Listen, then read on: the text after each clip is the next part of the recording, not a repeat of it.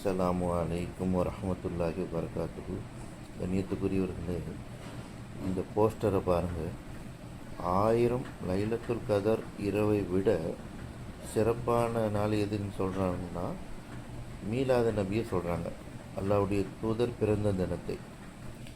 இது எந்த அளவுக்கு வழிகேட்டில் கொண்டு போய் வைத்திருக்கிறது பாருங்கள் இவங்களை.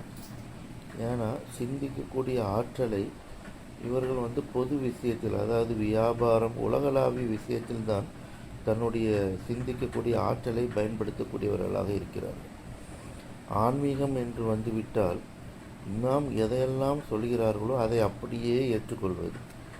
இப்போது அதனோட உச்சம் எந்த அளவுக்கு இருக்குதுன்னு சொன்னால், 1000 லைலத்துல் கதர் இரவை விட சிறப்புக்குரிய நாளுங்கிறாங்க அல்லாஹ்வுடைய தூதருடைய பிறந்த தினத்தை. அல்லாஹ் பாதுகாக்கணும்.